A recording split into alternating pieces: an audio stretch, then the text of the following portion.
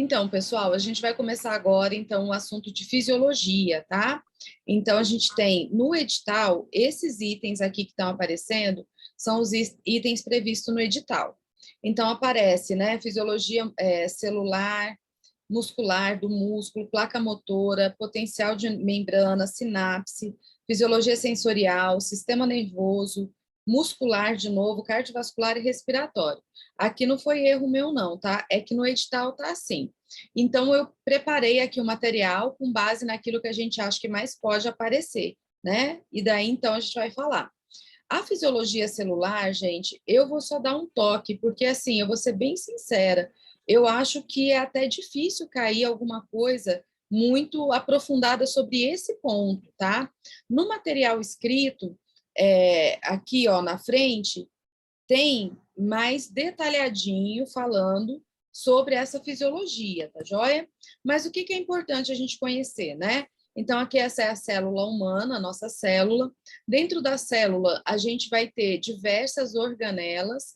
Cada organela tem uma função especial, né? Desempenha um papel. Então, sempre chama atenção, pessoal, envolvendo a célula, a gente tem a membrana celular, tá? O líquido, né, que banha a célula é o citoplasma, né? Esse textinho que está escrito aqui está em espanhol, mas dá para entender direitinho. É que essa foi a melhor imagem que eu achei, né? É sempre bom lembrar, né, que a gente vai ter a mitocôndria. Então, a mitocôndria é outra estrutura que eu destaco, por quê? Porque a mitocôndria é a usina da célula, é onde produz o ATP, onde produz a energia. E, além disso, pessoal, a gente sempre destaca o núcleo, porque o núcleo é onde está o DNA da célula, né? Aquilo que determina que a célula está viva. Então, aqui, só para a gente relembrar um pouquinho disso, eu acho difícil cair alguma pergunta muito específica sobre esse assunto, é por isso que a gente está passando mais rapidinho, tá? Então, assim, em relação à fisiologia celular, as células são as unidades básicas do organismo. Cada grupo de células, né, possui funções específicas. Então, por exemplo, a gente tem célula muscular, a gente tem célula do sistema nervoso, a gente tem célula da pele. Cada uma dessas estruturas vão ter a sua função específica, vão desempenhar a sua função, tá? E algumas características entre elas são comuns. Então, especialmente essa questão que eu disse para vocês, né? Em relação às organelas, à organização, à presença do núcleo. Então, isso é comum a todas essas células, tá? Outra questão que é comum às células, tá? Que está aparecendo aí para a gente. O consumo de oxigênio, né? Então, as células, para ficarem vivas, elas consomem oxigênio. Deixa eu só... Isso, desculpa, gente, é que eu não tinha esquecido de ligar o computador na tomada. Então, elas consomem oxigênio, também liberação de energia para a função celular.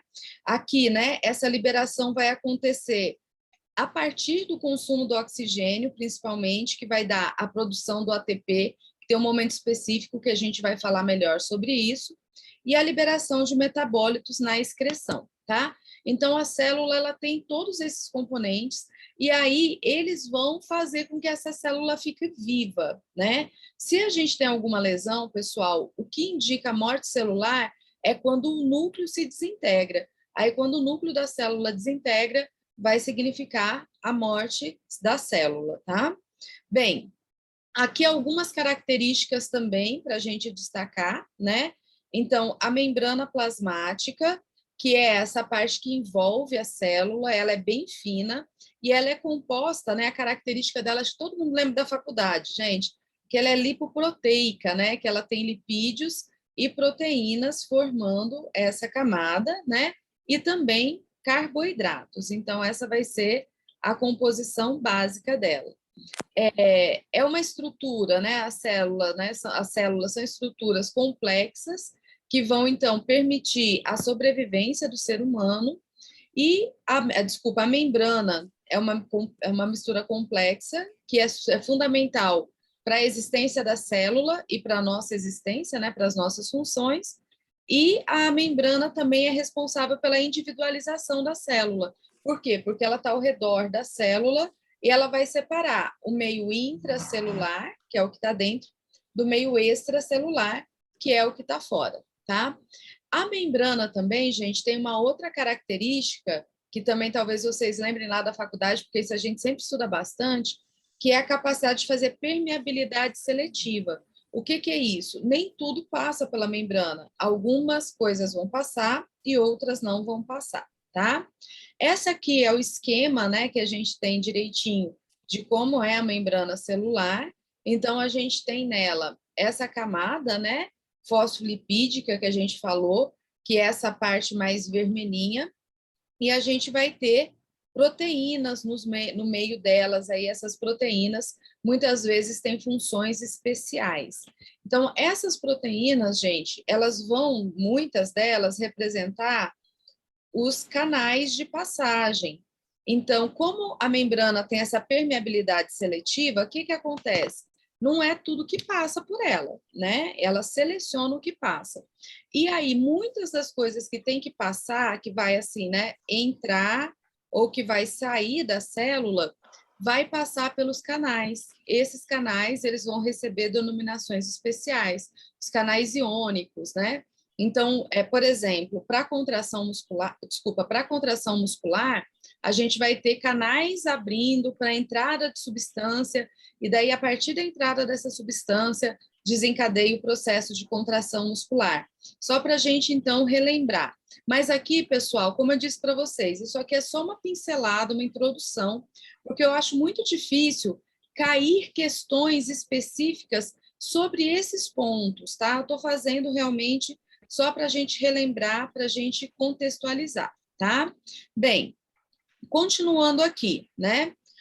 Os lipídios situados na borda da membrana conferem um caráter hidrofóbico, ou seja, não deixa água demais entrar para dentro da célula, porque se a água demais entrar, essa célula vai explodir, tá? Então, não vai permitir essa passagem.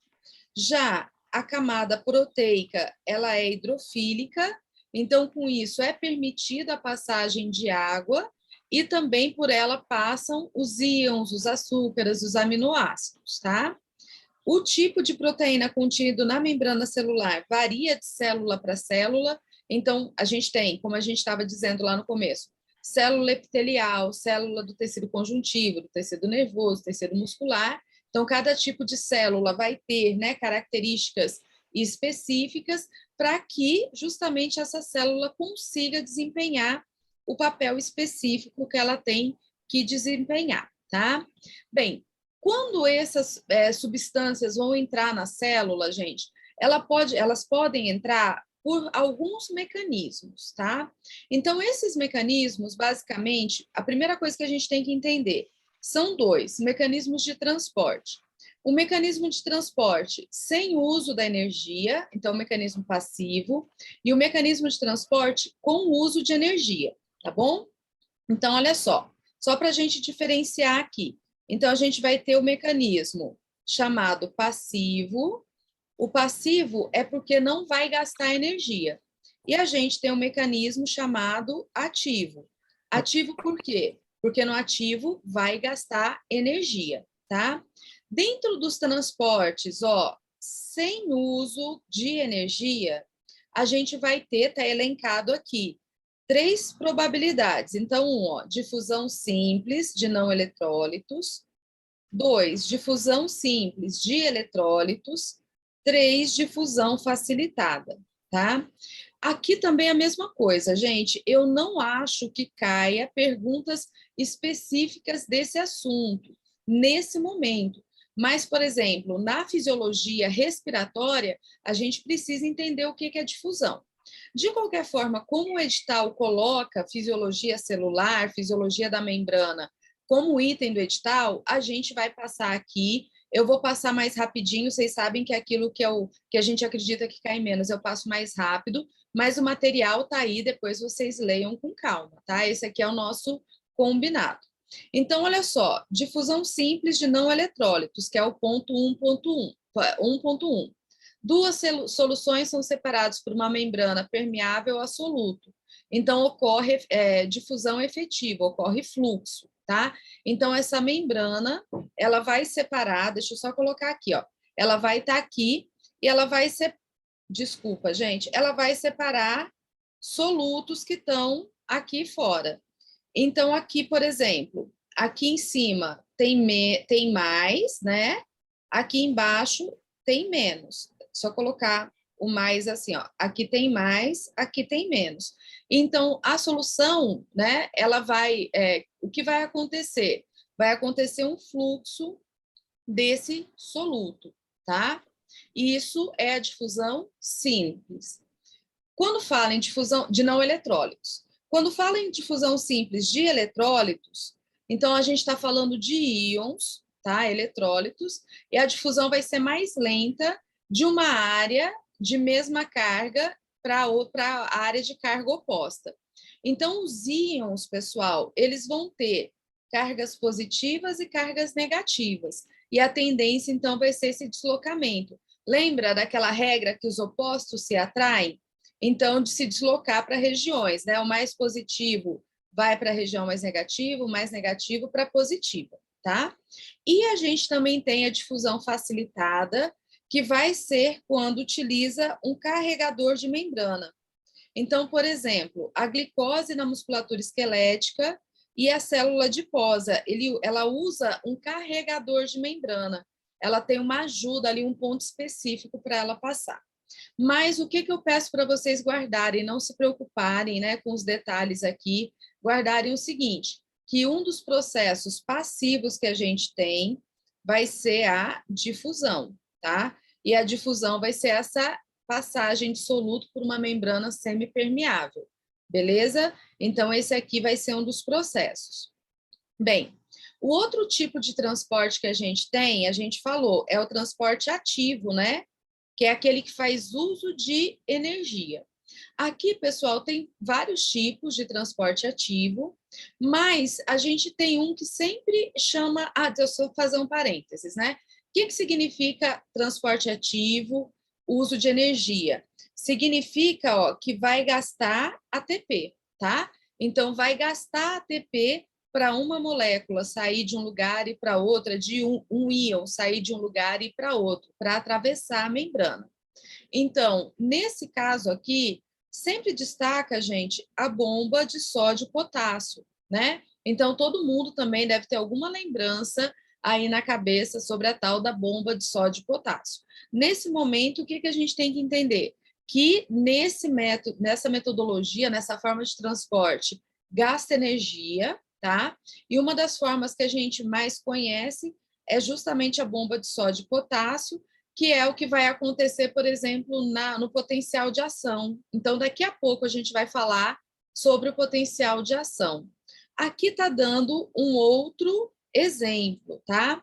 Mas, basicamente, a característica aqui, gente, é que esse transporte é contra o gradiente de concentração. Então, normal não é, por exemplo, positivo ir para o lado mais negativo, negativo ir para o mais positivo? No caso do transporte passivo, é assim, né, que a gente viu. No caso do transporte ativo, é contra o gradiente de concentração, ou seja, vai ser, né, o positivo ir para o mais positivo. Só que para isso acontecer, a gente vai ter o uso do ATP, tá? Então, a gente tem esse processo, né, onde vai acontecer essa troca. Também aqui, eu acho que esse é o ponto mais importante. A gente entender que tem um passivo, que tem um ativo. No passivo, o exemplo que a gente estudou até agora, que a gente falou, é a difusão, onde os solutos passam sem gasto de energia. E aqui a gente está falando do ativo, onde íons, né, vão passar com gasto de energia, no exemplo da sonda, da bomba de sódio e potássio. Também tem, gente, a bomba de hidrogênio, né? E aí isso vai ser encontrado, né? Mais na mucosa gástrica, no ducto colector renal e bombeiam hidrogênio para dentro ou para fora, tá? Da célula. Essa aqui, então, a bomba de sódio e potássio, a gente ouve falar mais dela e trabalha mais dela quando a gente fala de potencial de ação, e a gente vai falar mais dela hoje, tá? Na bomba de hidrogênio, a gente quase não fala, eu pessoalmente nunca vi nenhuma questão de concurso de fisioterapia falando de bomba de hidrogênio, tá, gente? Mas só para fazer um link aqui, né? Isso vai ser importante na gasometria, no equilíbrio ácido-base. Só que isso a gente vai ver mais para frente.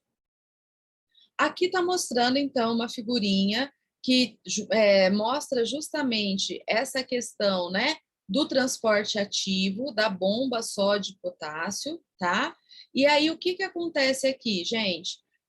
O sódio e o potássio, eles vão se ligar, né, a essa estrutura, e para que aconteça esse transporte, essa passagem, vai precisar gastar energia. Então, ó, primeiro aqui, o ATP está íntegro e o sódio está aqui fora, certo? Aí, o que aconteceu, gente? O ATP foi quebrado, ou seja, gastou energia. E aí, então, o sódio está fazendo o quê? Está percorrendo o caminho dele lá para dentro, tá? Aqui, no caso, é o que a gente, né, conhece desse mecanismo. Aqui depois, gente, claro que vai ter inativação, né, dessa célula, mas a parte só para ilustrar e que é importante para a gente é essa aqui. Existe gasto de energia quando a gente fala do transporte ativo, tá? Ainda em relação às formas de equilíbrio, né, que as células têm. Uma outra forma de passagem aí de substâncias é a passagem de água. Essa passagem de água, gente, é a osmose.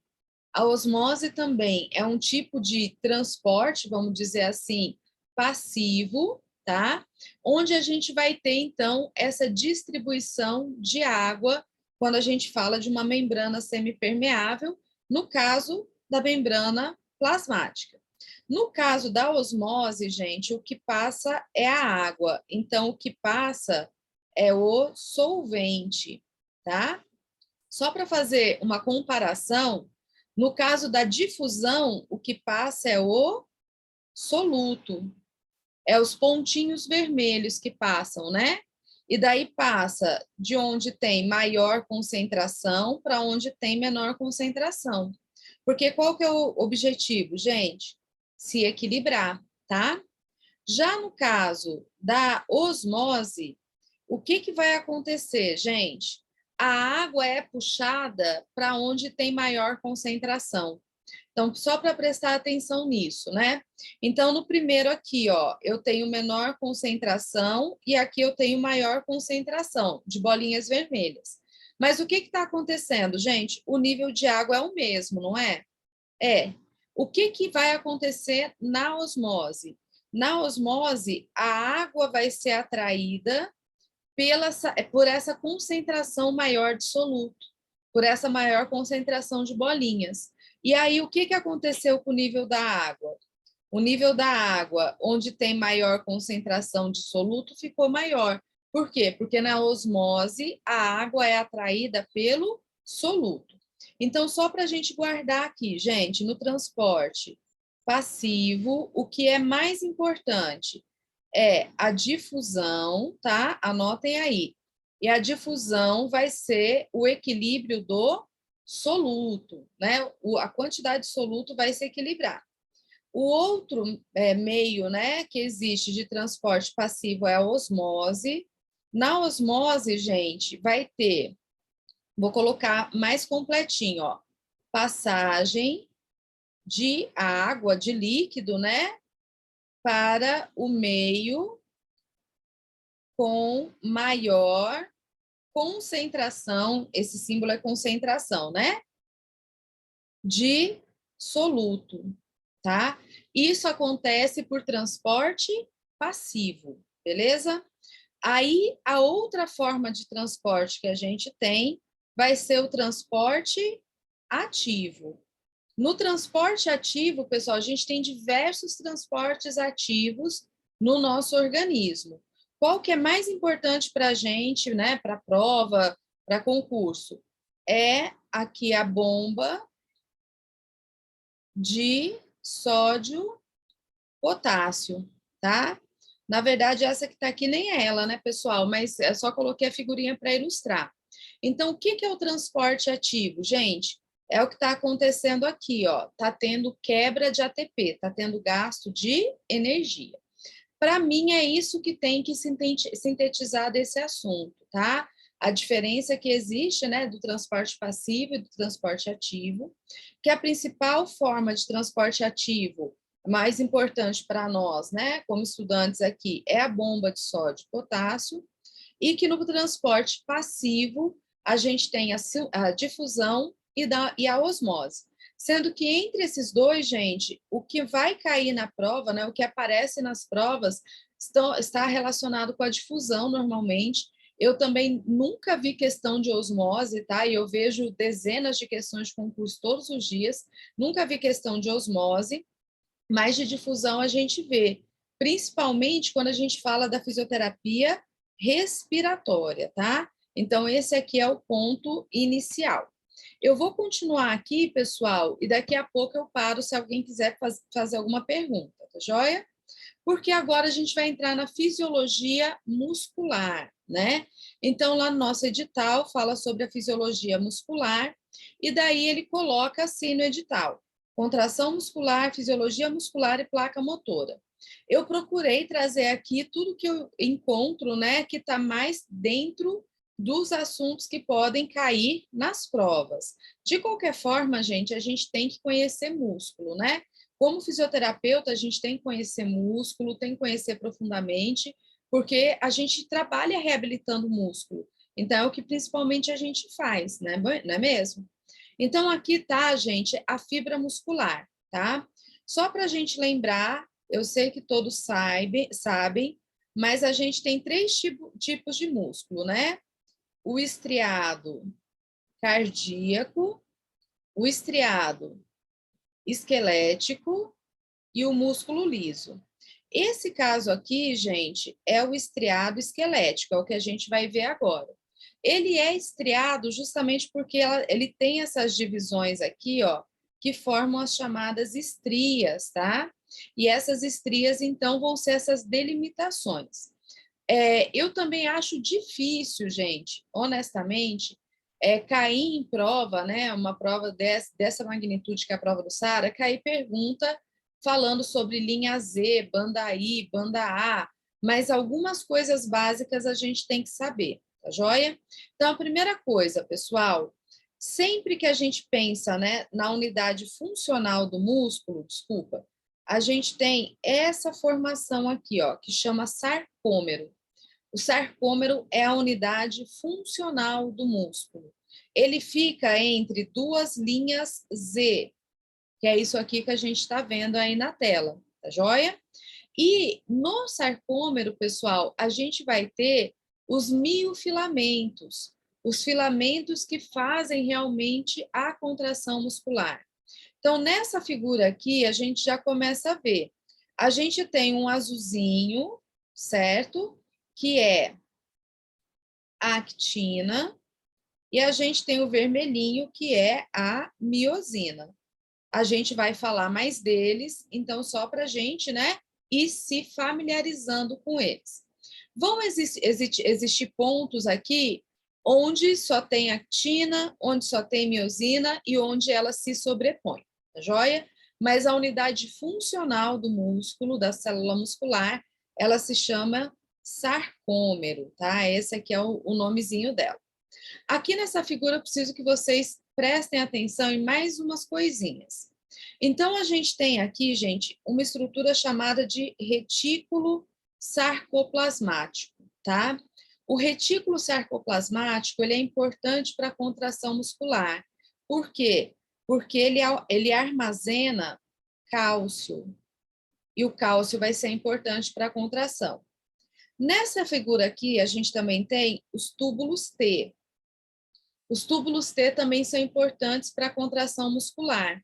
Por quê? Porque os túbulos T, eles espalham, vou colocar assim, espalham o potencial de ação.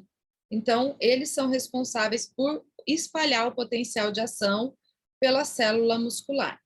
E aí a gente pode ver mitocôndria, sarcolema, a gente já vai detalhar um pouquinho mais isso, tá? Mas só para a gente ir se familiarizando com as estruturas principais. Esses são os filamentos, né, gente? Então, a gente tem como filamentos a miosina e a actina, tá? Então, a miosina é o filamento grosso, tá joia? Ele vai ser o filamento grosso. A miosina, pessoal, ela é formada por essa dupla hélice aqui, ó. Uma partezinha para cima, outra para baixo. Essa partezinha é a cabeça da miosina. E é importante a gente conhecer ela, por quê, gente? Porque ela tem função ATPásica. O que significa isso? É na cabeça da miosina, gente, que acontece a quebra do ATP, tá?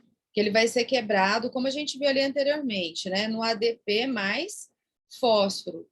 O que quer dizer isso, Mara? Isso quer dizer que é nesse lugar, gente, que consome a energia. Porque para fazer contração muscular, tem gasto energético, tá? Então, aqui, ó, isso significa que tem gasto energético, beleza? Esse outro filamento aqui embaixo é a actina.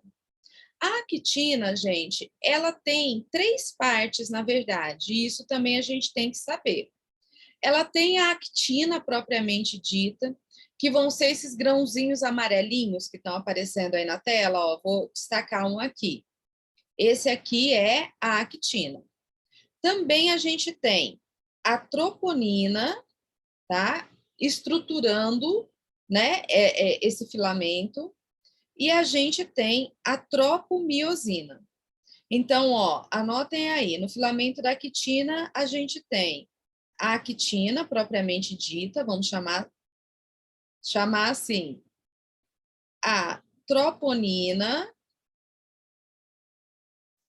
gente do céu, desculpem, e a tropomiosina, tá joia? Então, tem essas 3 estruturas.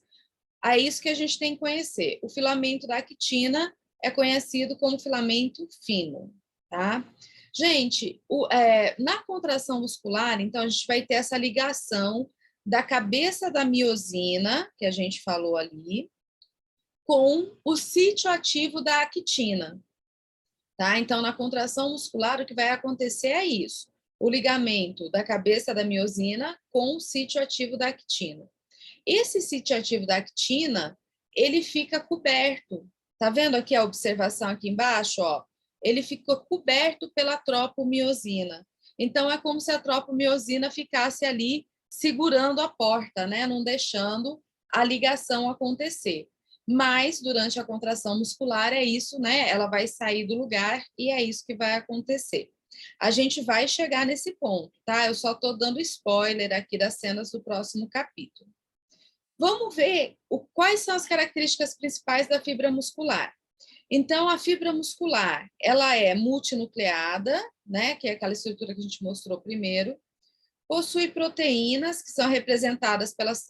possui estrias, desculpa, que dá essa característica de músculo estriado, que são as proteínas contráteis. Proteínas contráteis são a actina e a miosina, tá?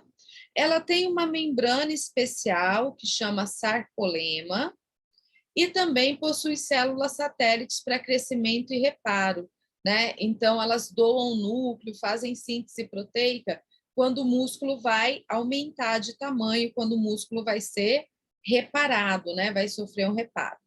Aqui embaixo, pessoal, ó, destaca novamente aquela questão que a gente estava falando dos filamentos. Filamento fino, actina, filamento grosso, miosina. Continuando, a gente também tem, né, como característica da célula muscular, o sarcoplasma. O sarcoplasma é o citoplasma da célula, e nesse citoplasma a gente vai ter proteína, organela e miofibrila. A miofibrila é a estrutura filamentosa que contém as proteínas contráteis, actina e miosina. Então, gente, que contém o sarcômero, né? A subdivisão das miofibrilas são os sarcômeros. É tudo um pouquinho repetitivo aqui, São nomes diferentes, mas que vão representar justamente essa característica que a gente está falando da célula muscular. Então, se a gente olhar aqui, ó, a miofibrila vai ser essa estrutura filamentosa, o músculo inteiro. É como se fosse, pensa no bíceps, né? A extensão do bíceps como um todo. E a miofibrila ela é formada por vários sarcômeros.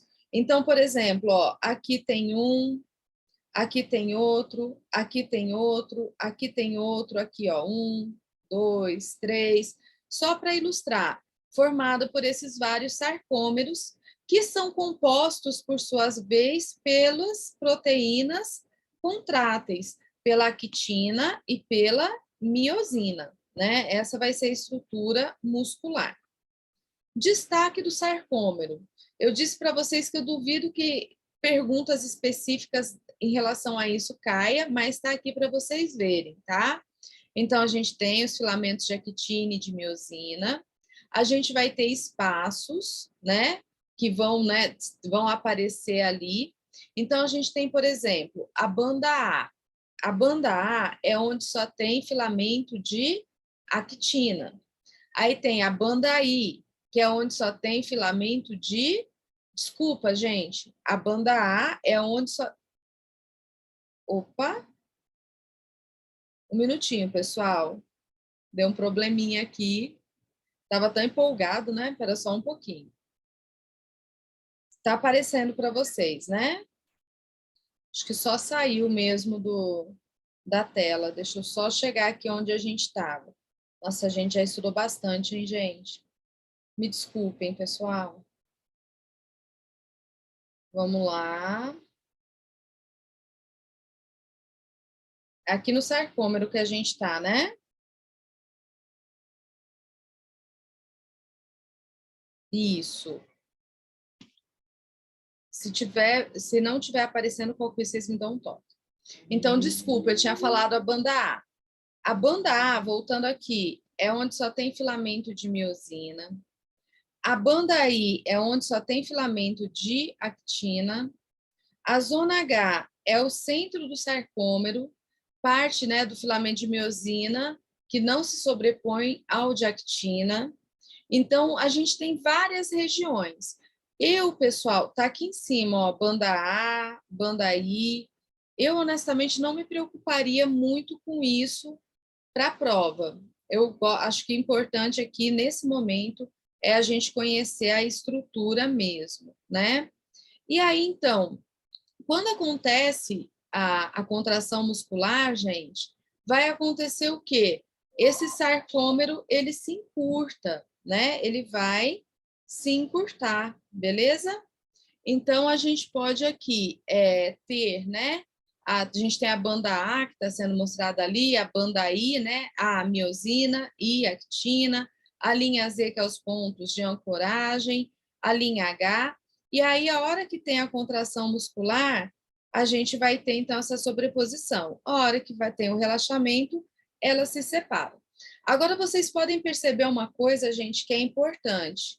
Os filamentos de actina e de miosina, eles ficam sobrepostos, né? Eles ficam um pouquinho cruzados assim.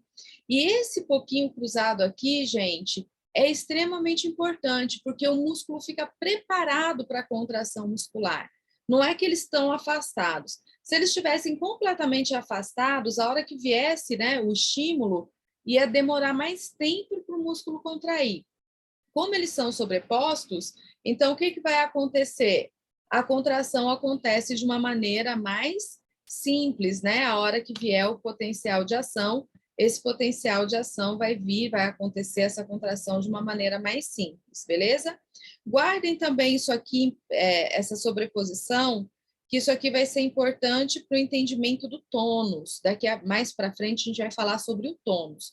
Nesse momento, gente, pense na contração muscular realmente, tá? Do potencial de ação chegar e essas estruturas se sobrepor. Também eu destaco aqui para vocês o retículo sarcoplasmático, tá bom? Então, falei lá no começo, retículo sarcoplasmático, ele é importante na fibra muscular, na miofibrila, por quê? Porque ele armazena cálcio. tá? Então, ele armazenando cálcio, gente, o que, que vai acontecer?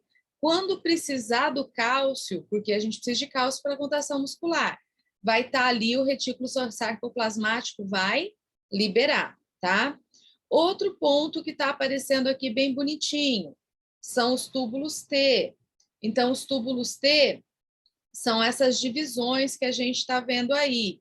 Túbulo T também é importante. Por quê? Porque ele dissemina, vamos dizer assim, o potencial de ação, tá? Então, estruturas importantes que a gente tem. Professora, para um pouquinho. O que que eu preciso saber? O que que eu preciso relembrar, né? Constantemente. O que que eu preciso conhecer esse básico do músculo? Então, gente, a gente tem que conhecer o filamento fino, o filamento grosso, tá? Conhecer a actina, conhecer a miosina, as características que a gente falou. A gente tem que conhecer o retículo sarcoplasmático, saber o que ele faz. E a gente tem que conhecer os túbulos T, saber o que ele faz, tá? Isso, para mim, são os pontos mais importantes que podem, né, aparecer na prova, que eu vejo mais aparecendo em provas de concurso, tá joia?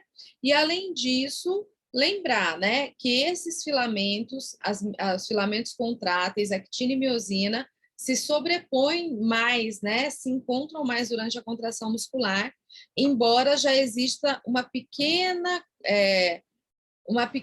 sobreposição habitual. Então, estou falando em condições normais, né? Em condições normais, a gente sempre tem uma pequena sobreposição. Chegou o potencial de ação para a contração muscular, aí vai ter essa sobreposição mais completa, né? Como a gente está falando em chegou o potencial de ação, né, gente? A gente tem que entender o seguinte: da onde que vem esse potencial de ação, né? Como que chega esse potencial de ação? Então, o que acontece, gente, é que o potencial de ação ele chega pelo neurônio. Então, vocês vão lembrar do nosso querido motoneurônio inferior, certo? O motoneurônio inferior, que sai da medula, do corno anterior da medula, e que vai chegar até o músculo. Quando ele chega no músculo, olha que nome bonito, gente. Ele forma a junção. Ai, meu Deus, de novo, pessoal, desculpem. Eu vou ter que. A hora que a gente dá uma paradinha, eu vou arrumar aqui, porque tá com um lugarzinho aqui que eu estou encostando que está. Desculpem. Não se percam, por favor, continuem aí, que a gente estava falando do nome bonito, né? A gente vai continuar falando dele. Deixa eu só achar aqui. Aí. Então, vou voltar aqui, gente. Voltou. Então, olha que nome bonito que tem esse lugar onde o motoneurônio inferior se junta com o músculo. Chama junção neuromuscular, né? O neurônio está encontrando com o músculo, tá joia? Então, na figura aqui em cima, ó, essa primeira figura já dá para a gente ver. Tá vindo lá o neurônio, né? Que é o neurônio somático, o motoneurônio inferior. A hora que ele chega perto do músculo, os axônios desse neurônio se dividem bastante, e isso, gente, forma essa sinapse neurônio-músculo, forma essa chamada junção neuromuscular, tá? Então, se vocês conseguirem ler, tá pequenininho, mas aqui em cima, ó, a junção neuromuscular consiste nos terminais axônicos, que é a placa motora terminal, e a membrana do músculo e bainha de célula de Schwann. Então, vai ter essa formação, essa sinapse do neurônio com o músculo. Aqui, ó, a figura tá maior, tá? Mostrando justamente esse local de contato, tá? Então, essa vai ser a junção neuromuscular ou placa motora, né? Onde vai ter esse encontro. Lembrando que no neurônio a gente tem as vesículas sinápticas, né? A parte pré-sináptica, e no músculo a gente tem os receptores, tá? Então, de maneira simplificada, a gente coloca assim, né? Esse aqui é o neurônio, certo? No neurônio eu tenho a vesícula sináptica, né? A vesícula com neurotransmissor. Aqui embaixo eu tenho o músculo, no músculo eu tenho o receptor, tá? Esse encontro se chama junção neuromuscular ou placa motora. Ponto aí, pessoal, presta atenção no seguinte, porque tem alguns conceitos aqui que às vezes aparecem nas provas e a gente se confunde. Existe um conceito ligado a isso que a gente está falando, que é o conceito de unidade motora. Então, a unidade motora vai ser composta pelo neurônio e todas as fibras musculares por ele inervado. Porque assim, gente, quando eu faço esse desenho aqui do lado, eu desenho um terminal axônico com uma fibra muscular. Mas na vida real, o que a gente tem? A gente tem o neurônio chegando, ele se divide ali no final, né? O axônio dele, a parte final, terminal, vai pegar e vai se dividir para atingir várias fibras musculares, tá? Então, o conjunto composto pelo neurônio e todas as fibras musculares por ele inervadas chama unidade motora. Existe neurônio, pessoal, relação, por exemplo, de um neurônio para 10 fibras musculares. E existe relação, por exemplo, de um neurônio para 100 fibras musculares, de um neurônio para 1000 fibras musculares. Então, a unidade motora vai representar isso, essa relação que vai ter de um neurônio com o número de fibras musculares que ele inerva. Normalmente, pessoal, músculo de precisão, então os músculos da mão, por exemplo, né?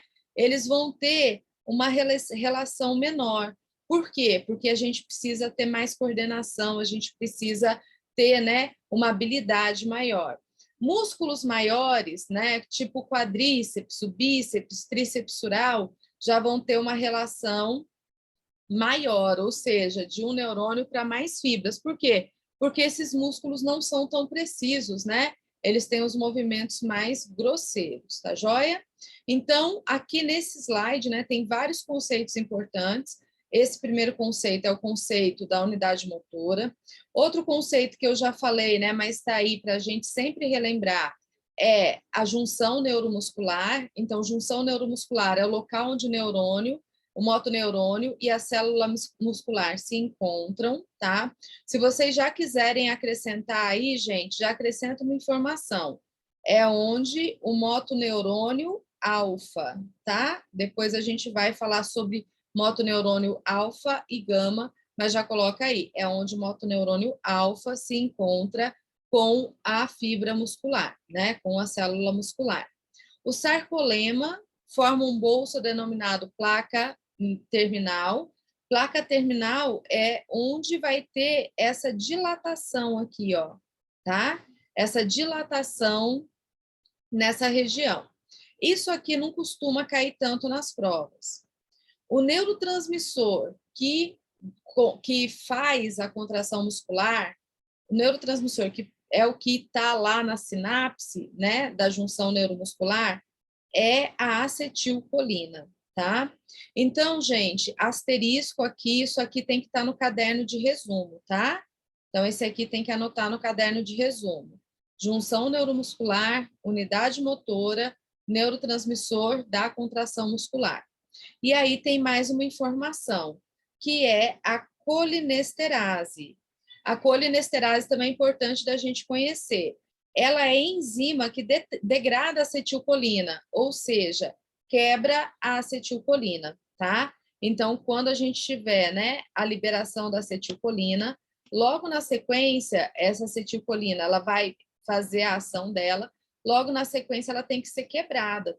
Porque se ela não for quebrada, gente, enquanto ela estiver ali, né, naquela região, ela vai ficar estimulando a contração muscular. Então, ela vai ser quebrada para que a contração muscular cesse, tá? Daqui a pouquinho eu paro para quem precisar fazer pergunta, tá joia?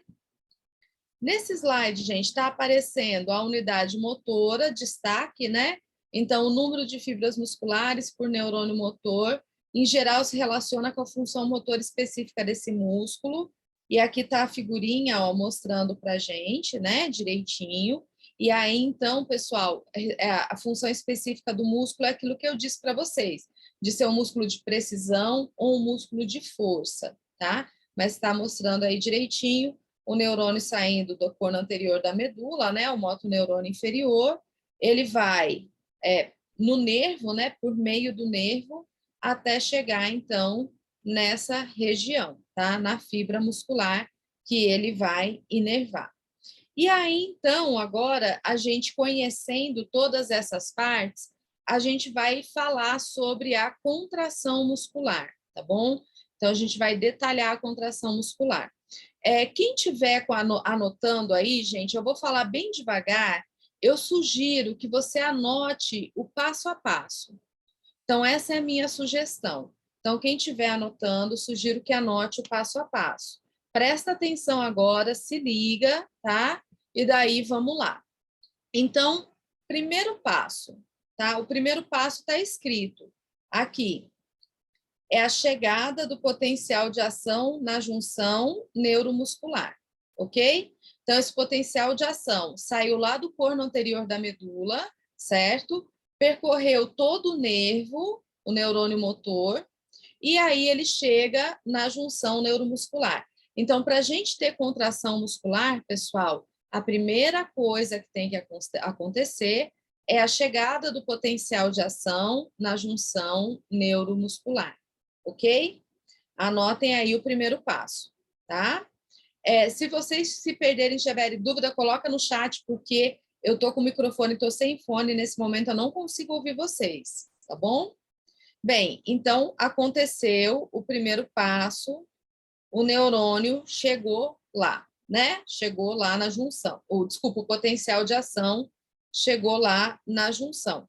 Quando esse potencial de ação chega na junção, pessoal, vai acontecer o segundo passo. Então, o segundo passo, ele está aqui. O segundo passo é liberação da acetilcolina. Então, o segundo passo é liberação da acetilcolina. A acetilcolina está presa dentro do neurônio. Quando o potencial de ação chega, a acetilcolina ela é liberada. Então, o segundo passo é liberação da acetilcolina. Beleza.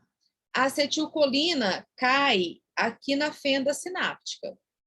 Tá vendo ali os pontinhos azuis? Caiu na fenda sináptica. Terceiro passo para a contração muscular, gente, é a captação da acetilcolina pelo receptor, tá? Então, a captação da acetilcolina pelo receptor. Para ficar mais fácil, se vocês estiverem anotando, abrevia acetilcolina aí, tá? ACH. Então, captação da acetilcolina pelo receptor. Esse aqui vai ser o nosso terceiro passo. E a partir daqui, então, gente, os eventos são todos do músculo, né? Os 3 primeiros passos que a gente falou, está acontecendo do neurônio, essa passagem para o músculo. A partir do terceiro, os eventos são todos do músculo. E eles estão escritos aqui também, tá? Só que aqui está como 1, né? E eu vou falar para vocês como quarto, se vocês estiverem anotando, tá joia? Então, só para contar a historinha. Quando a acetilcolina chega no receptor, gente, esse receptor, ele tá ali. Eu vou fazer um desenho aqui do lado, tá? Ele tá ali e ele tá, vamos fazer de conta que essa aqui é a portinha dele. Ele tá com a porta fechada. A acetilcolina ligou nele, tá? Chegou nele, ele vai fazer o quê, gente? Ele abre essa porta. Não ficou muito bom assim, né? Deixa eu colocar aí embaixo. Ó, então, assim, ele tá com a portinha fechada. Aqui, a acetilcolina ligou nele, tá? E a terceira coisa que acontece é ele abre essa porta, ele abre essa passagem, tá joia? Então, o que a acetilcolina faz, gente, quando ela se liga ao receptor, é justamente abrir um canal iônico, que a gente tinha falado antes, tá? E com isso, acompanha aqui, ó. o quarto passo, que, né, tá aqui como o número 1 no desenho, né, mas o quarto passo. Ocorre o quê? Entrada do sódio na célula muscular. Então, quando o quarto passo é entrada do sódio na célula muscular, tá? Então, quando a acetilcolina abre a porta, o sódio entra, beleza? E aí o sódio entra na célula muscular. Quarto passo, entrada do sódio, ok? O que acontece com o sódio, gente? Lembra dos túbulos T? O sódio inicia o potencial de ação no músculo. Então, o sódio inicia o potencial de ação no músculo. E aí, gente, esse potencial de ação passa aqui, ó, pelos túbulos T e vai sendo espalhado por várias miofibrilas, por várias células musculares. Então, quando eu falei para vocês do túbulo T, que tinha que lembrar da função dele, é por conta disso, tá joia? Então, olha só, para detalhar, vocês podem até colocar assim: quinto passo, início do potencial de ação no músculo, tá? Sexto passo, potencial de ação propagado, tá escrito aqui no meio, ó, propagado pelos túbulos T. Gente, eu tô indo bem devagar nessa parte. Quem já domina isso, eu peço desculpas, é porque é bem importante. Isso cai. Então, a chance disso cair na prova é maior do que a chance de que outras coisas caírem. Então, por isso que a gente vai devagar, tá? Então, vamos lá, gente. Entrada do sódio na célula, início do potencial de ação, propagação do potencial de ação pelos túbulos T. Isso aqui aconteceu, tá? Aí você fala, e daí, né, professora? Aí a gente vai para essa figurinha aqui, ó, que tem o número 2, que eu vou colocar o 7, tá bom? O potencial de ação, gente, vai liberar o cálcio. Então, no sétimo ponto, a gente tem liberação do cálcio. Onde que o cálcio está preso mesmo? No retículo sarcoplasmático. Então, o sétimo ponto, eu anotaria aí assim, ó, liberação do cálcio. Liberou o cálcio, que estava preso, tá? Aí o cálcio, vocês estão vendo que o cálcio, essa bolinha vermelha, está caindo? O que o cálcio vai fazer, gente? Olha que legal. Oitavo, o cálcio se liga à troponina. Então, vamos lá. Oitavo passo, o cálcio se liga à troponina. Ok. O cálcio ligando à troponina, a troponina muda a forma como ela funciona e vai deslocar a tropomiosina. Então, nono, deslocamento, mudança da tropomiosina. Aí você fala, e daí, professora? Isso aqui é importante, gente, porque quando a tropomiosina muda de forma, libera o sítio ativo da actina. Então, lembra que eu fiquei falando atrás de troponina, tropomiosina, actina? Por conta disso, tá joia? Então, o oitavo passo, o cálcio se liga à troponina, tá? Então, ó, oitavo, cálcio se liga à troponina. Quando ele se liga à troponina, vai haver uma mudança na tropomiosina.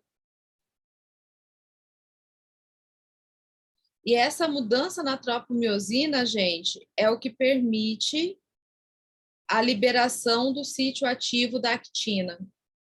Então, não consigo anotar aqui, mas vocês anotem aí, ó, liberação do sítio ativo da actina. Beleza, gente. Se o sítio ativo da actina está liberado, o que vai acontecer? É o que está escrito aqui no quarto, tá? a cabeça da miosina se liga e desliga, né, da actina alternadamente, sucessivamente, empurrando o filamento de actina e gastando energia. Então, aqui no 11º, gente, o que acontece? Se vocês quiserem resumir, interação da actina com não vai dar para entender o que eu escrevi, com a miosina. Interação da actina com a miosina. A actina se liga com a miosina, ou a miosina se liga com a actina. Ou seja, isso é contração muscular. Então, nesse ponto, aconteceu a contração muscular. Sequência, gente.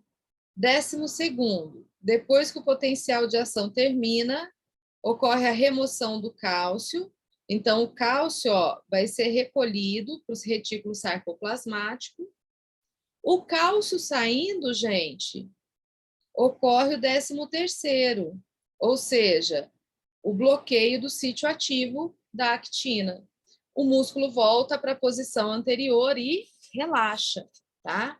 Eu vou repetir aqui esse finalzinho para quem não conseguiu pegar, tá joia? Mas aí só para a gente ir relembrando, tá? Essa é a contração muscular. É isso que a gente tem que lembrar. Então, vamos lá, pessoal. 11º, interação entre a actina e a miosina. Contração muscular. 12º, o cálcio é recolhido. 13º, se o cálcio saiu, né? 13º, bloqueio do sítio ativo da actina. Relaxa o músculo. Ok? Qualquer coisa, coloque aí no chat, ou se na hora que a gente fizer uma paradinha, a gente tira as dúvidas, tá joia? Mas, assim, anotando tudo isso, fica depois mais fácil, né, da gente entender os eventos. E nessa figura aqui, gente, está mais detalhado essa interação da actina com a miosina, tá? Então, mais detalhadinho. Olha só. Acompanhe aqui nesse textinho, ó. O nível de cálcio aumenta no citosol. Então, o cálcio foi liberado, né? É o primeiro ponto. 2, o cálcio se liga à troponina, tá? Então, ó, a troponina tá aqui sem cálcio. O cálcio é verdinho, tá vendo? Ó, o cálcio se liga à troponina. Quando ele se liga à troponina, o complexo troponina-cálcio afasta a tropomiosina do sítio de ligação da miosina com a actina G, ou seja, libera o sítio ativo da actina. No quarto, né? Aqui, a miosina se liga à actina, fazendo o movimento de força, ou seja, gente, fazendo essa sobreposição, fazendo esse entrelaçamento. E quando ela faz isso, ela gasta energia, tá? E aí o filamento de actina se move. Então, é isso que a gente tem que entender sobre a contração muscular. Eu acho importante, gente, saber cada passo, desde quando chega o potencial de ação até o final. E aí que vem, gente, uma coisa que às vezes aparece na literatura, nos livros e pode aparecer na prova, que é o tal modelo de filamento deslizante. O que é isso, gente? É isso tudo que a gente falou, é esse encurtamento dos sarcômeros, tá? É quando o filamento de actina passa sobre o filamento de miosina. Então, ó, nesse primeiro está em relaxamento muscular, nesse segundo está em contração, nesse terceiro está em uma contração extrema, né? Então, aqui fazendo menos força e aqui fazendo mais força. Esse é o modelo de filamento deslizante, que é justamente essa sobreposição, tá? E esses então, né, são os mecanismos de contração muscular, beleza?